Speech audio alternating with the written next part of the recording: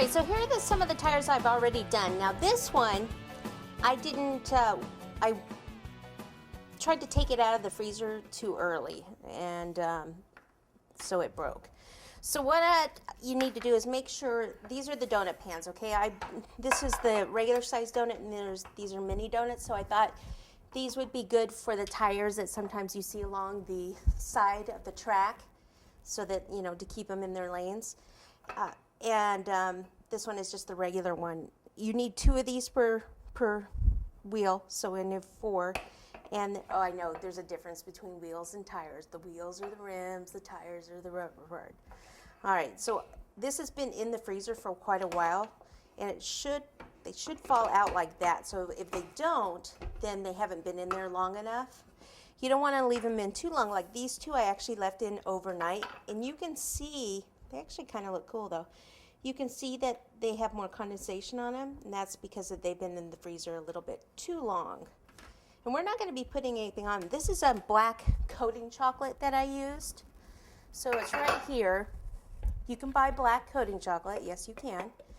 These are the small ones. Let me take these out, and then I'll show you putting one in. So you might have to just give them a little bit of a tap. I'm just kind of seeing where they are. These haven't been in as long, so maybe they're not quite set up. I think they should be, though. Ooh, woo, there we go. They're like those little tap-it things. Do the letters, aren't they? All right, so we'll just take some black chocolate, and all you do is pour it in here. So it's super cool because they set up hard. I'm sure a lot of you have tried to do tires before out of cake or Rice Krispies, and they just kind of sink and get smushed. Well, the chocolate can't do that, can it? So you tap it like that, pop, pop, pop, pop it into the freezer, and then you just saw me pop them out, right? The next thing we're gonna do is put some of these bad boys together. These I think we'll just leave single. These, so I'll take one here, take this one, take some chocolate in between, and pop it together. There's my one. Okay, my 2, 3, and 4. And yes, I am going to use that bad tire because that one could be in the mud, right? That's right. Think about that. You don't have to waste it or remelt it. I can hide it. Yes.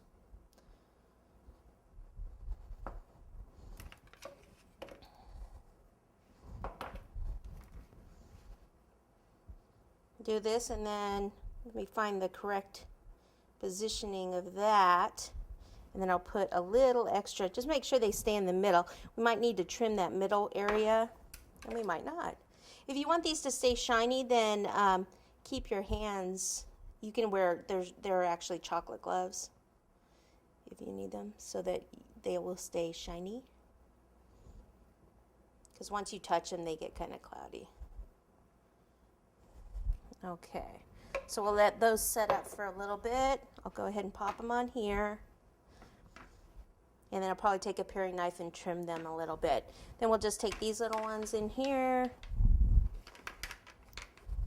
and let these come to room temperature because they're pretty cool. So I don't want to actually try to trim them right now because all that will happen is it's just harder to do. You want to wait till the chocolate's soft.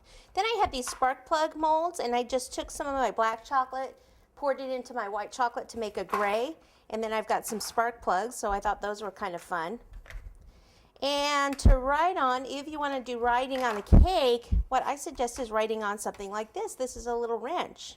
So if you put this like in the front of the cake and actually write, you know, happy birthday to the person on something like this rather than writing on the cake, I thought that was kind of cool too, so we're using that. There's other tools in here too, but I thought that one fit the best. Okay, so let me move this stuff out of the way, and then we'll go ahead and get to the cake part.